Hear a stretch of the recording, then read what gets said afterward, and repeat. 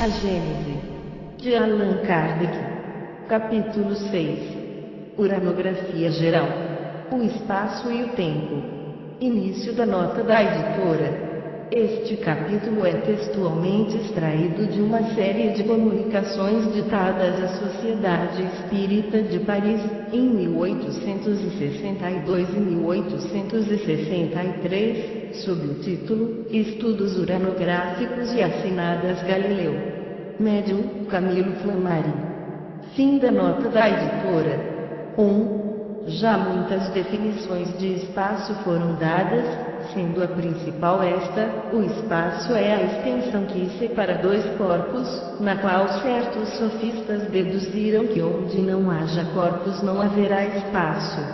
Nisto foi que se basearam alguns doutores em teologia para estabelecer que o espaço é necessariamente finito, alegando que certo número de corpos finitos não poderiam formar uma série infinita e que, onde acabassem os corpos, igualmente o espaço acabaria. Também definiram o espaço como sendo o lugar onde se movem os mundos, o vazio onde a matéria atua, etc. Deixemos todas essas definições, que nada definem, nos tratados onde repousam. Espaço é uma dessas palavras que exprimem uma ideia primitiva e axiomática, de si mesma evidente, e a cujo respeito as diversas definições que se possam dar nada mais fazem do que obscurecê-la.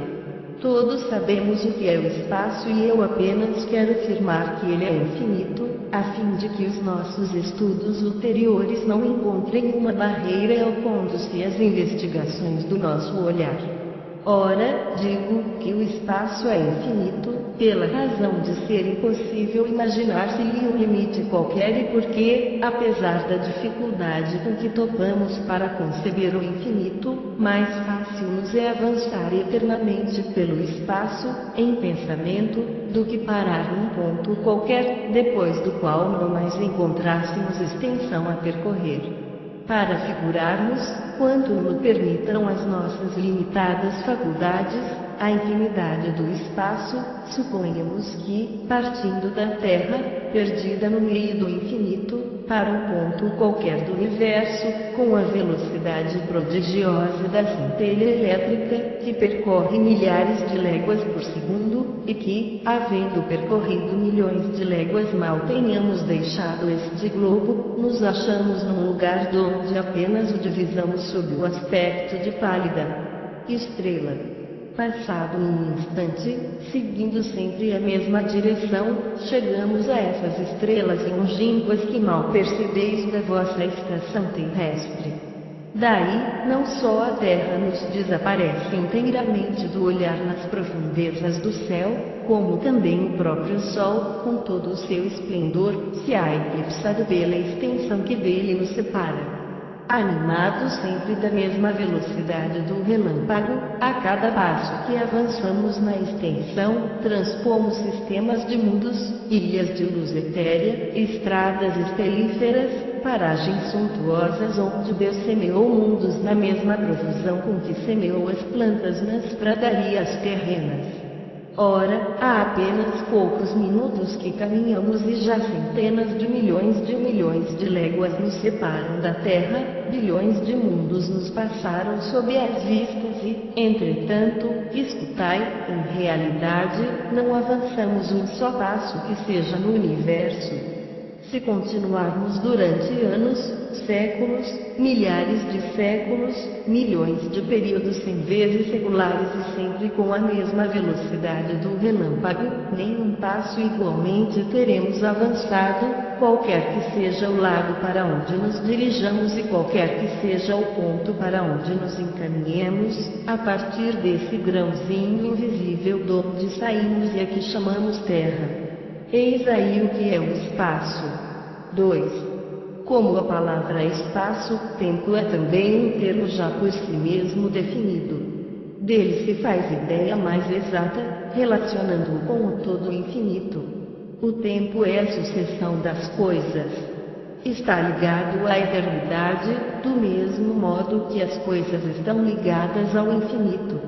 Suponhamos-nos na origem do nosso mundo, na época primitiva em que a Terra ainda não se movia sob a divina impulsão, numa palavra, no começo da Gênese. O tempo então ainda não saíra do misterioso berço da natureza e ninguém pode dizer em que época de séculos nos achamos, porquanto o balancinho dos séculos ainda não foi posto em movimento. Mas, silêncio, soa na sineta eterna primeira hora de uma terra insulada, o planeta se move no espaço e desde então a tarde e manhã.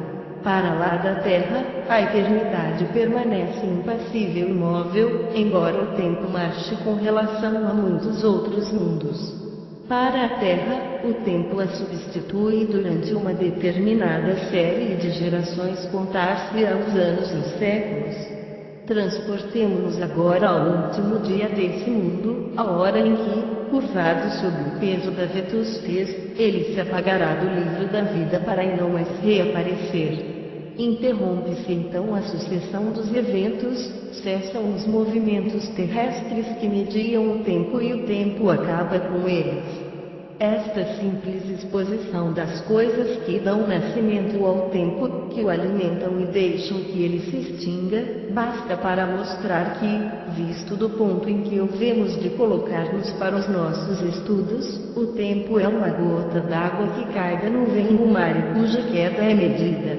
Tanto os mundos na vasta amplidão, quanto os tempos diversos e incompatíveis. Fora dos mundos, somente a eternidade substitui essas efêmeras sucessões e enche tranquilamente da sua luz imóvel a imensidade dos céus. Imensidade sem limites e eternidade sem limites, tais as duas grandes propriedades da natureza universal. O olhar do observador, que atravessa, sem jamais encontrar o que o detenha, as incomensuráveis distâncias do espaço, e do geólogo, que remonta além dos limites das idades, ou que desce às profundezas da eternidade de falsas escancaradas, onde ambos um dia se perderão, atuam em concordância, cada um na sua direção, para adquirir esta dupla noção do infinito, extensão e duração. Dentro desta ordem de ideias, fácil nos será conceber que, sendo o tempo apenas a relação das coisas transitórias e dependendo unicamente das coisas que se medem, se tomássemos os séculos terrestres por unidade e os empilhássemos aos milheiros, para formar um número colossal, esse número nunca representaria mais que um ponto na eternidade, do mesmo modo que milhares de léguas adicionadas a milhares de léguas não dão mais que um ponto na extensão.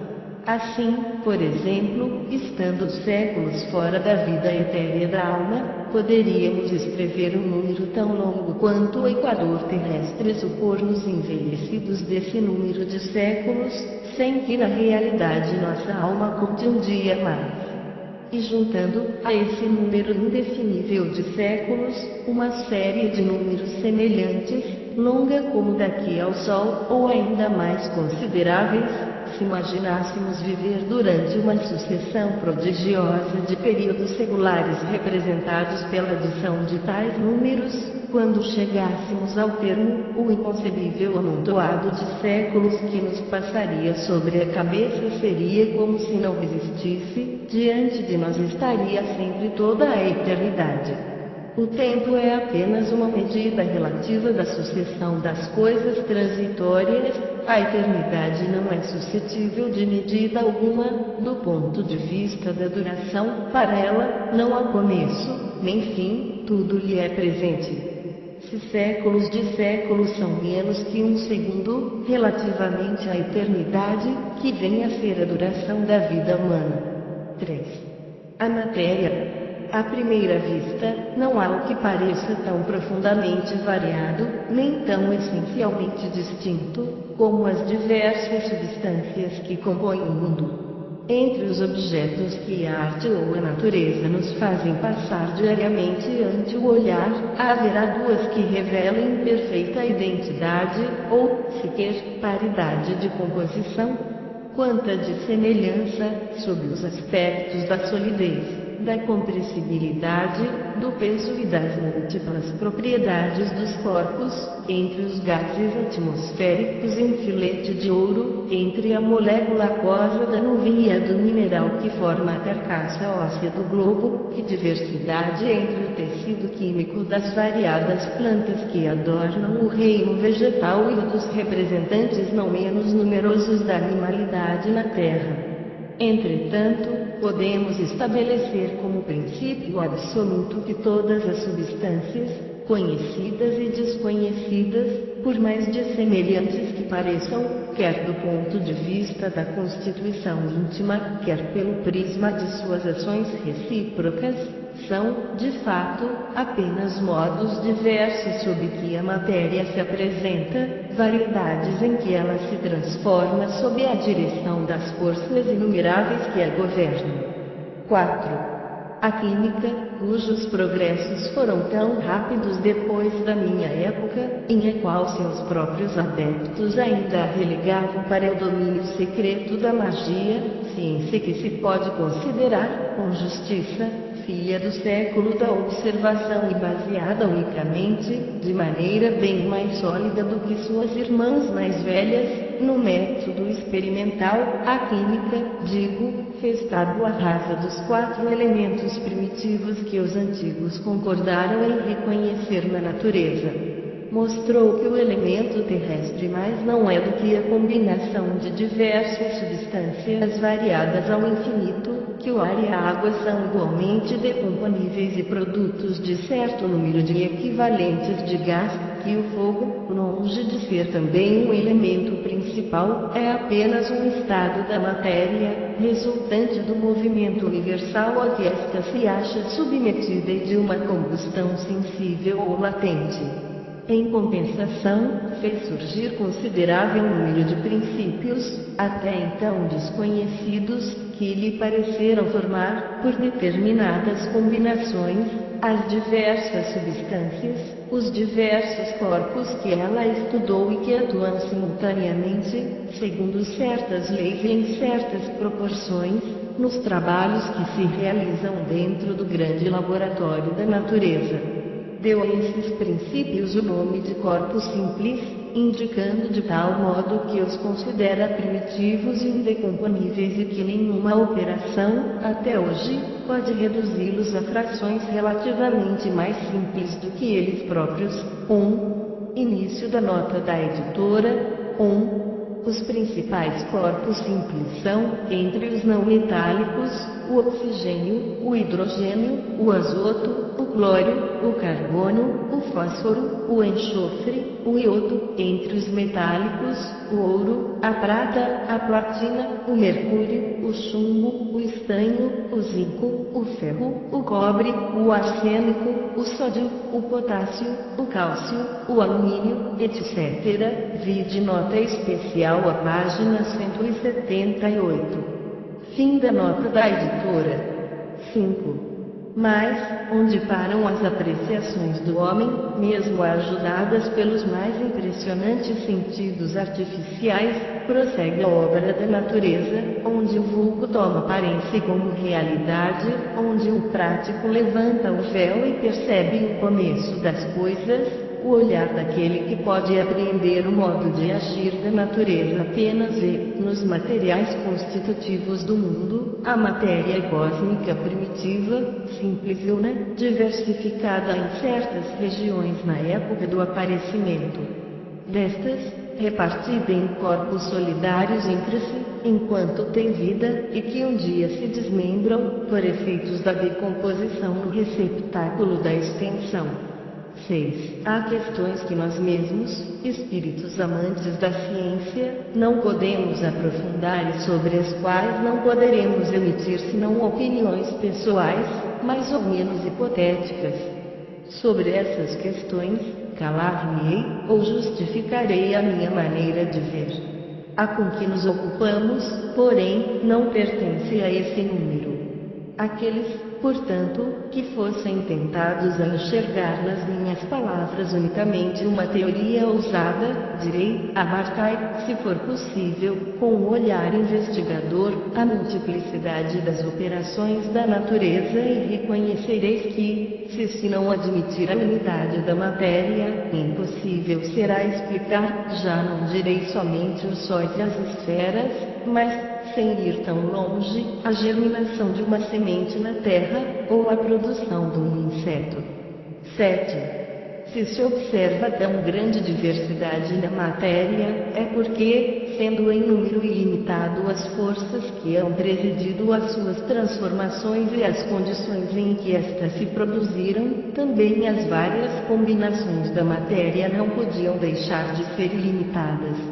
Logo, quer a substância que se considere pertença aos fluidos propriamente ditos, isto é, aos corpos imponderáveis, quer revista os caracteres e as propriedades ordinárias da matéria, não há, em todo o universo, senão uma única substância primitiva, o cosmo, ou matéria cósmica dos uranógrafos. 8. As leis e as forças.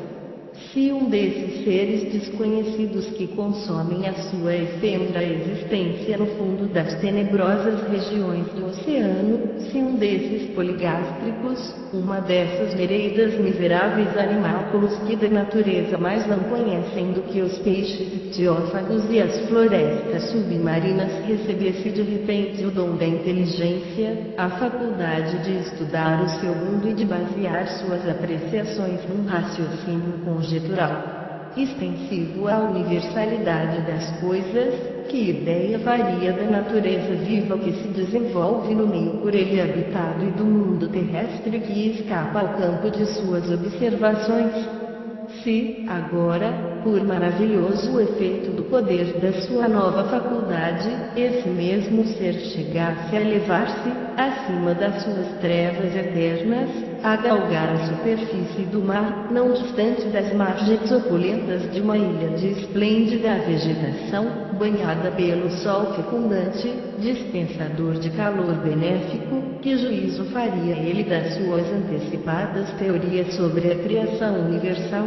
Não as baniria, de pronto, substituindo-as por uma apreciação mais ampla, relativamente tão incompleta quanto a primeira. Tal, ó homens, a imagem da vossa ciência toda especulativa. Início da nota da editora. Tal também a situação dos negadores do mundo dos espíritos, quando, após se haverem despojado do envoltório carnal, contemplam, desdobrados às suas vistas, os horizontes desse mundo. Compreendem, então, quão óbvias eram as teorias com que pretendiam tudo explicar por meio exclusivamente da matéria. Contudo, esses horizontes ainda lhes ocultam mistérios que só posteriormente se lhes desvendam, à medida que, depurando-se, eles se elevam. Desde, porém, os seus primeiros momentos no outro mundo, vêm-se forçados a reconhecer a própria cegueira e quão longe estavam da verdade. Fim da nota da editora. 9. Vindo, pois, tratar aqui da questão das leis e das forças que regem o universo, eu, que apenas sou, como vós, um ser relativamente ignorante, em face da ciência real, malgrado a aparente superioridade que, com relação aos meus irmãos da Terra, me advém da possibilidade de estudar problemas naturais que lhes são interditos na posição em que eles se encontram como terrícolas, trago por único objetivo dar-vos uma noção geral das leis universais, sem explicar pormenorizadamente o modo de ação e a natureza das forças especiais que lhes são dependentes. 10. Há um fluido etéreo que enche o espaço e penetra os corpos. Esse fluido é a heteromatéria cósmica primitiva, geradora do mundo e dos seres. São-lhe inerentes as forças que presidiram as metamorfoses da matéria, as leis imutáveis e necessárias que regem o mundo. Essas múltiplas forças, indefinidamente variadas segundo as combinações da matéria, localizadas segundo as massas, diversificadas em seus modos de ação, segundo as circunstâncias e os meios, são conhecidas na Terra sob os nomes de gravidade, coesão, afinidade, atração, magnetismo, eletricidade ativa. Os movimentos vibratórios do agente são conhecidos sob os nomes de som, calor, luz, etc. Em outros mundos, elas se apresentam sob outros aspectos, revelam outros caracteres desconhecidos na Terra e, na imensa amplidão dos céus, forças em número indefinido se têm desenvolvido numa escala inimaginável, cuja grandeza tão incapazes somos de avaliar, como é o crustáceo, no fundo do oceano, para apreender a universalidade dos fenômenos terrestres. Início da nota da editora. Tudo reportamos ao que conhecemos e do que escapa à percepção dos nossos sentidos não compreendemos mais do que compreende o cego de nascença acerca dos efeitos da luz e da utilidade dos olhos. Possível é, pois, que noutros meios, o fluido cósmico possua propriedades, seja suscetível de combinações de que não fazemos nenhuma ideia, produza efeitos apropriados a necessidades que desconhecemos, dando lugar a percepções novas ou a outros modos de percepção. Não compreendemos, por exemplo, que se possa ver sem os olhos do corpo e sem a luz. Quem nos diz, porém, que não existam outros agentes, afora a luz, aos quais são adequados organismos especiais? A vista sonambúlica, que nem a distância, nem os obstáculos materiais, nem a obscuridade detém, nos oferece um exemplo disso. Suponhamos que, num mundo qualquer, os seres sejam normalmente o que só excepcionalmente o são os nossos sonâmbulos, eles, sem precisarem da nossa luz, nem dos nossos olhos, verão que não podemos ver. O mesmo se dá com todas as outras sensações. As condições de vitalidade e de perceptibilidade, as sensações e as necessidades variam de conformidade com os meios. Fim da nota da editora. Ora, assim como só há uma substância simples, primitiva, geradora de todos os corpos, mas diversificada em suas combinações, também todas essas forças dependem de uma lei universal diversificada em seus efeitos e que, pelos desígnios eternos, foi soberanamente imposta à criação, para lhe imprimir harmonia e estabilidade. 11. A natureza jamais se encontra em oposição a si mesma. Uma só é a divisa do brasão do universo, unidade e variedade. Remontando a escala dos mundos, encontra-se unidade de harmonia e de criação, ao mesmo tempo que uma variedade infinita no imenso jardim de estrelas. Percorrendo os degraus da vida, desde o último dos seres até Deus, patenteia-se a grande lei de continuidade.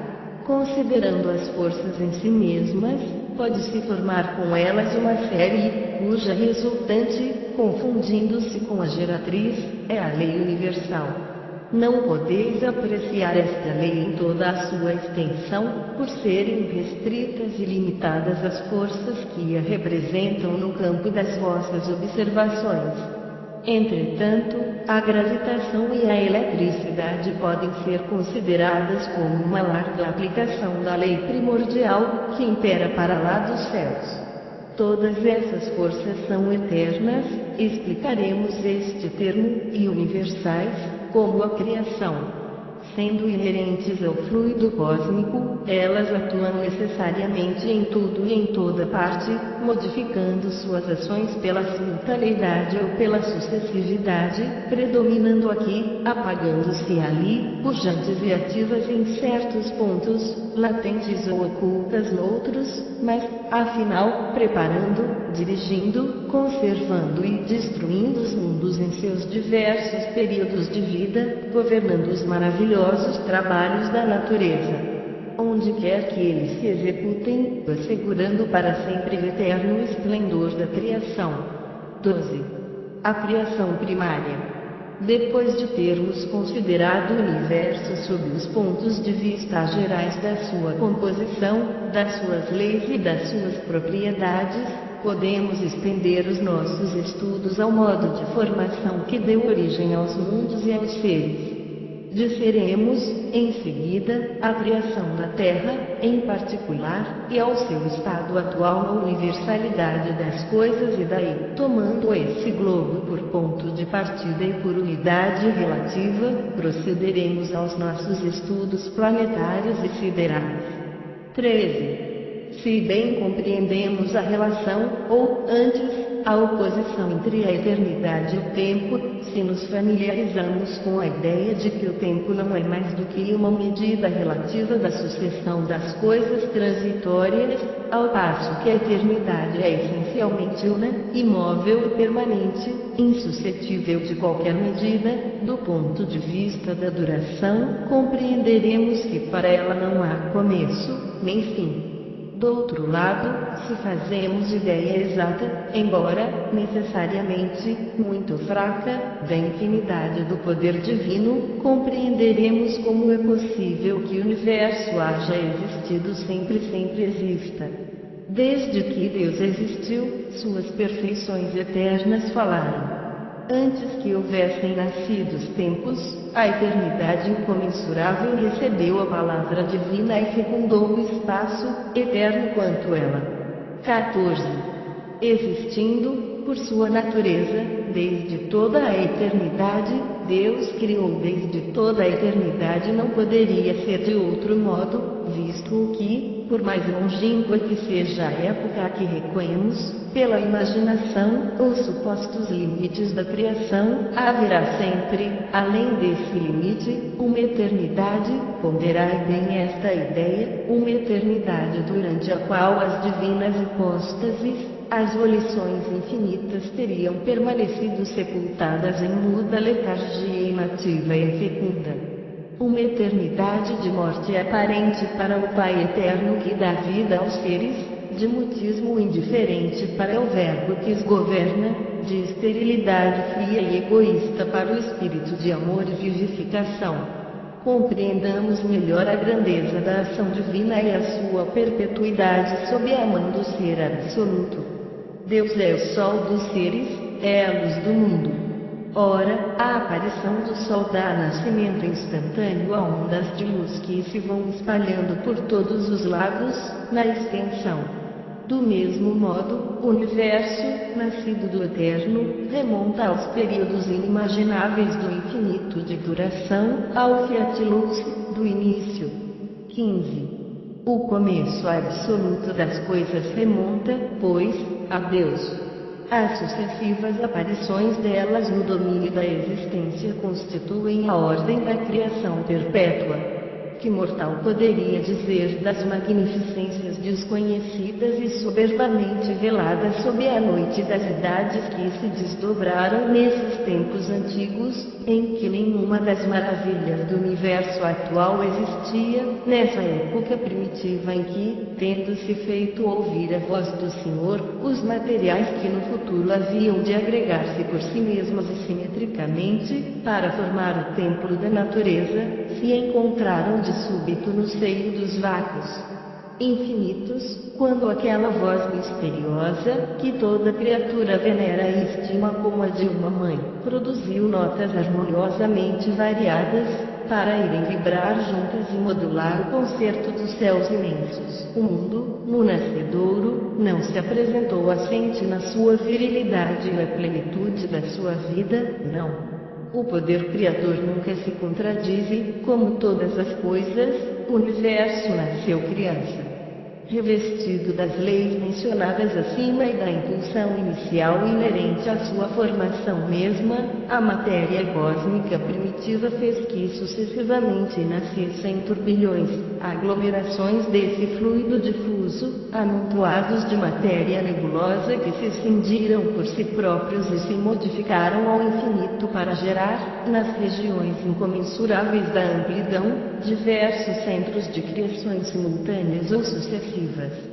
Em virtude das forças que predominaram sobre um ou sobre outro deles e das circunstâncias ulteriores que presidiram aos seus desenvolvimentos, esses centros primitivos se tornaram focos de uma vida especial, uns menos disseminados no espaço e mais ricos em princípios e em forças atuantes. Começaram desde logo a sua particular vida astral, os outros, ocupando ilimitada extensão, cresceram com lentidão extrema, ou de novo se dividiram em outros centros secundários. 16.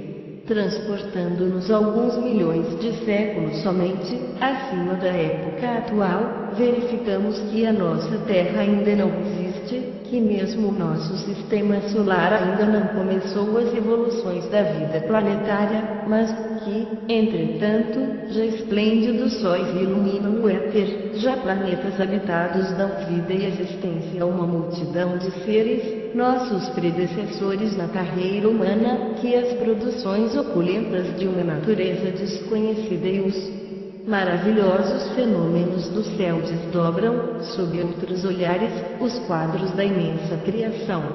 Que digo, já deixaram de existir esplendores que muito antes fizeram palpitar o coração de outros mortais, sob o pensamento da potência infinita. E nós, pobres seres pequeninos, que viemos após uma eternidade de vida, nós nos cremos contemporâneos da criação.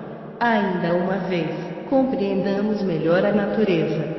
Saibamos que atrás de nós, como à nossa frente, está a eternidade, que o espaço é teatro de inimaginável sucessão e simultaneidade de criações. Tais nebulosas, que mal percebemos nos mais longínquos pontos do céu, são aglomerados de sóis em vias de formação, tais outras são vias lácteas de mundos habitados, outras, finalmente, centros de catástrofes e de deperecimento.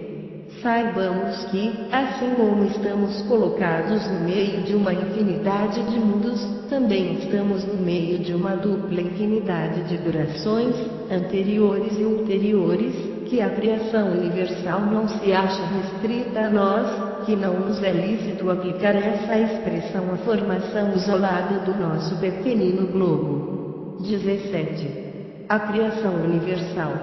Após haver remontado, tanto quanto permitia nossa fraqueza, em direção à fonte oculta de onde emanam os mundos, como de um rio as gotas d'água, consideremos a marcha das criações sucessivas e dos seus desenvolvimentos seriais.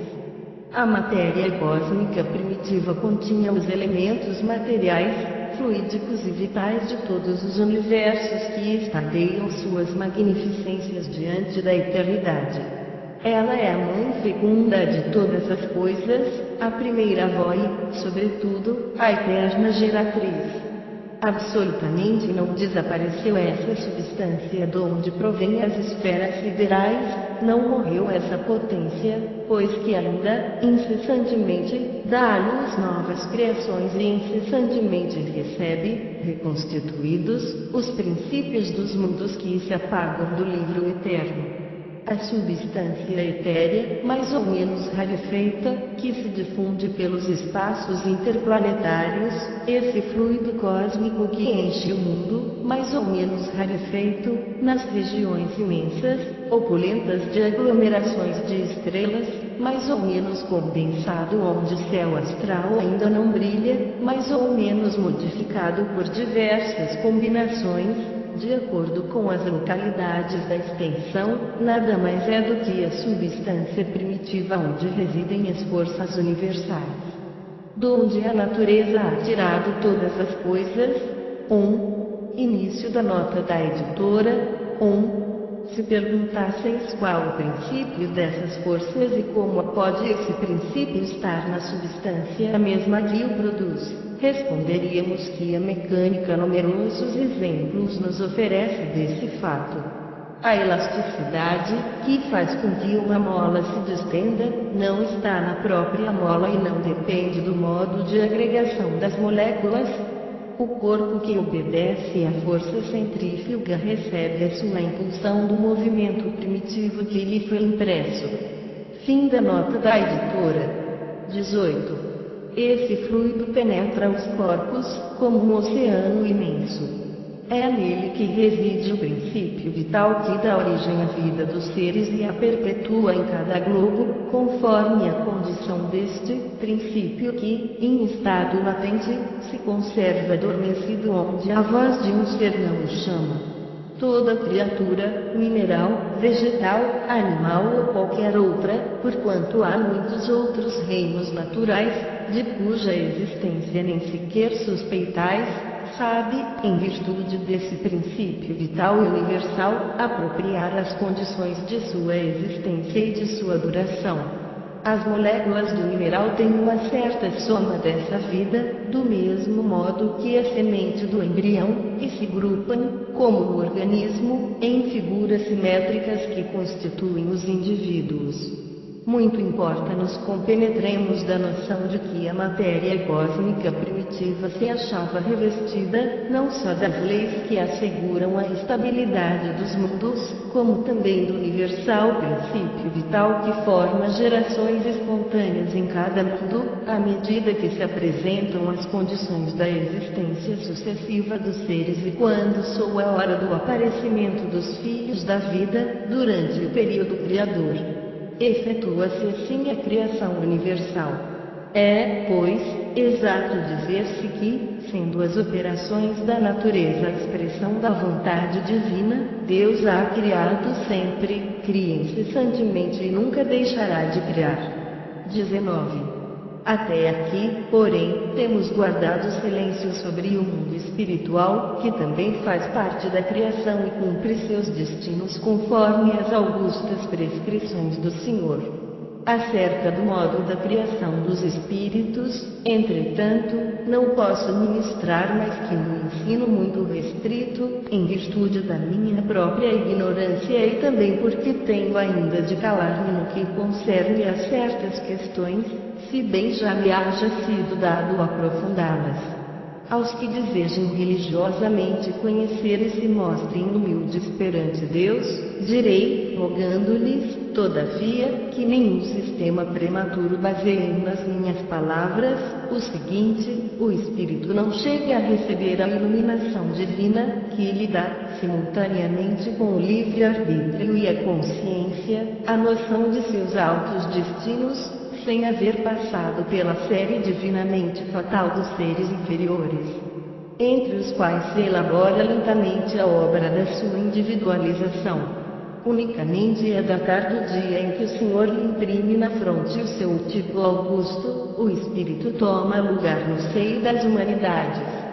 De novo peço, não construais sobre as minhas palavras os vossos raciocínios, tão tristemente célebres na história da metafísica. Eu preferiria 1000 vezes calar-me sobre tão elevadas questões, tão acima das nossas meditações ordinárias, a vos expor a desnaturar o sentido de meu ensino e a vos lançar, por culpa minha, nos inextricáveis dédalos do deísmo ou do fatalismo. 20. Os sóis e os planetas. Sucedeu que, num ponto do universo, perdido entre as miríades de mundos, a matéria cósmica se condensou sob a forma de imensa nebulosa, animada esta das leis universais que regem a matéria. Em virtude dessas leis, notadamente da força molecular de atração, tomou ela a forma de um esferoide, a única que pode assumir uma massa de matéria ensulada no espaço. O movimento circular produzido pela gravitação, rigorosamente igual, de todas as zonas moleculares em direção ao centro, logo modificou a esfera primitiva, a fim de a conduzir, de movimento em movimento, da forma lenticular. Falamos do conjunto da nebulosa. 20. Novas forças surgiram em consequência desse movimento de rotação, a força centrípeta e a força centrífuga, a primeira tendendo a unir todas as partes no centro, tendendo a segunda a afastá-las dele. Ora, acelerando-se o movimento, à medida que a nebulosa se condensa, e aumentando o seu raio, à medida que ela se aproxima da forma lenticular, a força centrífuga, incessantemente desenvolvida por essas duas causas, predominou de pronto sobre a tração central. Assim como um movimento demasiado rápido da funda lhe quebra a corda, indo o projétil cair longe, também a predominância da força centrífuga destacou o circo equatorial da nebulosa e desse anel uma nova massa se formou, isolada da primeira, mas, todavia, submetida ao seu império. Aquela massa conservou o seu movimento equatorial que, modificado, se lhe tornou movimento de translação em torno do astro solar. Ao demais, o seu novo estado lhe dá um movimento de rotação em torno do próprio centro. 22. A nebulosa geratriz, que deu origem a esse novo mundo, condensou-se e retomou a forma esférica, mas, como um primitivo calor, desenvolvido por seus diversos movimentos, só com extrema lentidão se atenuasse, o fenômeno que acabamos de descrever se reproduzirá muitas vezes e durante longo período, enquanto a nebulosa não se haja tornado bastante densa, bastante sólida, para oferecer resistência eficaz às modificações de forma que o seu movimento de rotação sucessivamente lhe imprime. Ela, pois, não terá dado nascimento a um só astro, mas a centenas de mundos destacados do foco central, saídos dela pelo modo de formação mencionado acima. Ora, cada um de seus mundos, revestido, como um mundo primitivo, das forças naturais que presidem a criação dos universos, gerará sucessivamente novos globos que desde então lhe gravitarão em torno, como ele, juntamente com seus irmãos, gravita em torno do foco que lhes deu existência e vida. Cada um desses mundos será um Sol, centro de um turbilhão de planetas sucessivamente destacados do seu equador. Esses planetas receberão uma vida especial, particular, embora dependente do astro que os gerou. 23. Os planetas são, assim, formados de massas de matéria condensada, porém, ainda não solidificada, destacadas da massa central pela ação de força centrífuga que tomam, em virtude das leis do movimento, a forma esferoidal, mais ou menos elíptica, conforme o grau de fluidez que conservaram. Um desses planetas será a Terra que, antes de se resfriar e revestir de uma crosta sólida, dará nascimento à Lua, pelo mesmo processo de formação astral a que ela própria deveu a sua existência. A Terra, doravante inscrita no livro da vida, berço de criaturas cuja fraqueza as asas da divina providência protege, nova corda colocada na arca infinita e que, no lugar que ocupa, tem de vibrar no concerto universal dos mundos. 24. Os satélites. Antes que as massas planetárias houvessem atingido um grau de resfriamento bastante a lhes operar a solidificação, massas menores, verdadeiros glóbulos líquidos, se desprenderam de algumas no plano equatorial, plano em que é maior a força centrífuga, e, por efeito das mesmas leis, adquiriram um movimento de translação em torno do planeta que as gerou, como sucedeu a estes com relação ao astro central que lhes deu origem. Foi assim que a Terra deu nascimento à Lua, cuja massa, menos considerável, teve que sofrer um resfriamento mais rápido.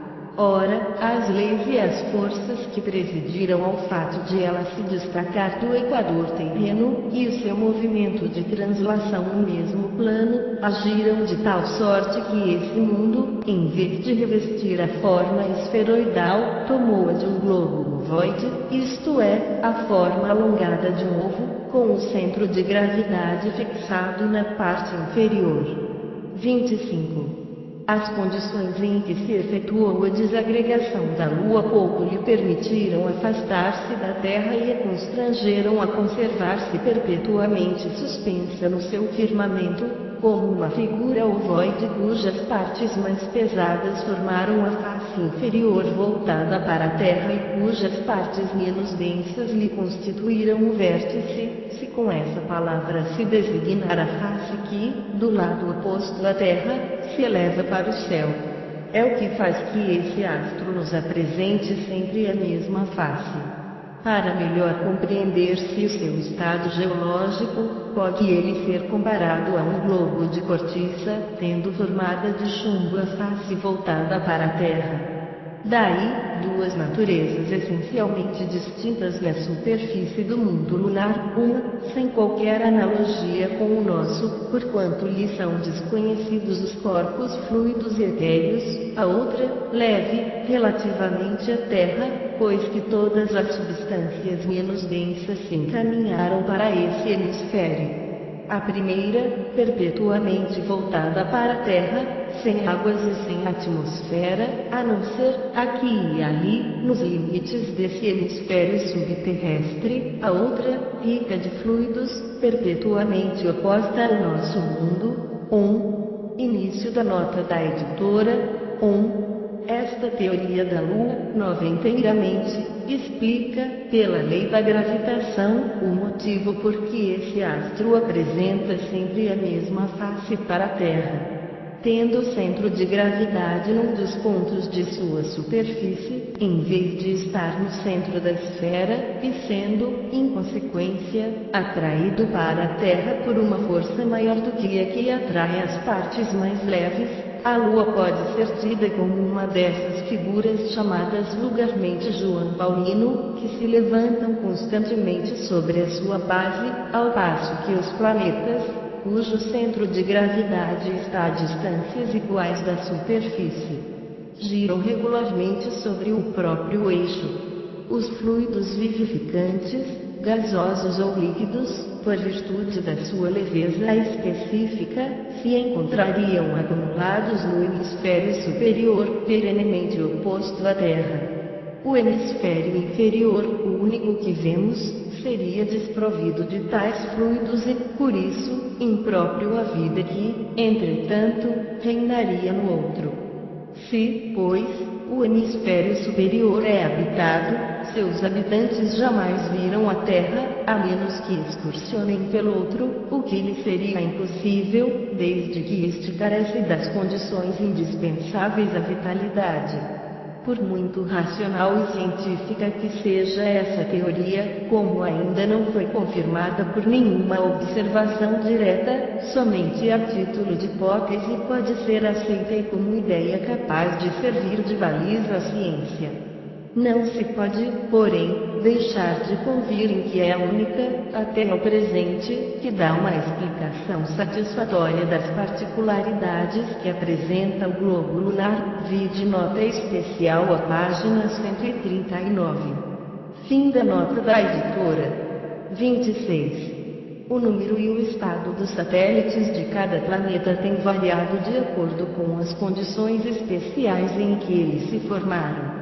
Alguns não deram origem a nenhum astro secundário, como se verifica com Mercúrio, Vênus e Marte, 2, ao passo que outros, como a Terra, Júpiter, Saturno, etc., formaram vários desses astros secundários.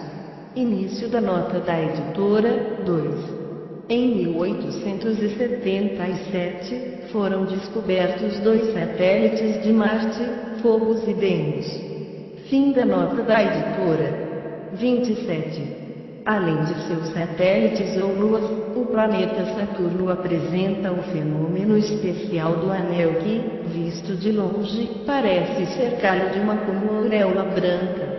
Esse anel é, com efeito, o resultado de uma separação que se operou no equador de Saturno, ainda nos tempos primitivos, do mesmo modo que uma zona equatorial se escapou da Terra para formar o seu satélite.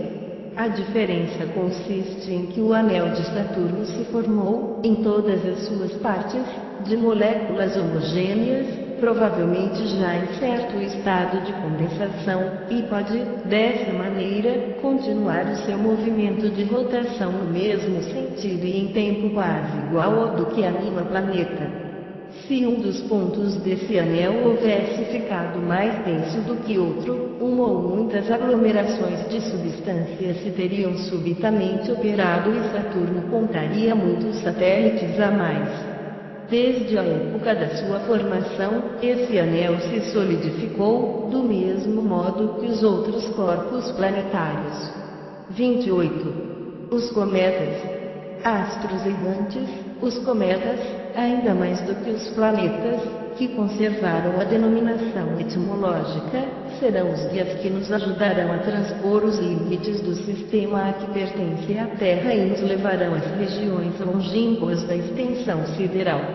Mas, antes de explorarmos os domínios celestes, com o auxílio desses viajantes do universo, bom será darmos a conhecer, tanto quanto possível, a natureza intrínseca deles e o papel que lhes cabe na economia planetária. 29. Alguns não visto, nesses astros dotados de cabeleira, mundos nascentes, a elaborarem, no primitivo caos em que se acham, as condições de vida e de existência, que tocam em partilhas terras habitadas, outros imaginaram que esses corpos extraordinários eram mundos em estado de destruição e, para muitos, a singular aparência que tem foi motivo de apreciações errôneas acerca da natureza deles, isso a tal ponto que não houve, inclusive na astrologia judiciária, quem não os considerasse como pressagiadores de desgraças, enviados, por desígnios providenciais, à terra, espantada e tremente. 30. A lei de variedade se aplica então larga escala nos trabalhos da natureza, que admira hajam os naturalistas, os astrônomos e os filósofos fabricado tantos sistemas para assimilar os cometas aos astros planetários e para somente verem neles astros em graus mais ou menos adiantados de desenvolvimento ou de caducidade. Entretanto, os quadros da natureza deveriam bastar amplamente para afastar o observador da preocupação de perquirir relações inexistentes e deixar aos cometas o papel modesto, porém, útil, de astros errantes, que servem de exploradores aos impérios solares. Porque os corpos celestes de que tratamos são coisa muito diversa dos corpos planetários, não têm por destinação, como estes, servir de habitação a humanidades. Vão sucessivamente de sóis em sóis, enriquecendo-se, às vezes, pelo caminho, de fragmentos planetários reduzidos ao estado de vapor, ao ir, nos focos solares, os princípios vivificantes e renovadores que derramam sobre os mundos terrestres. Capítulo 9, número 12. 31.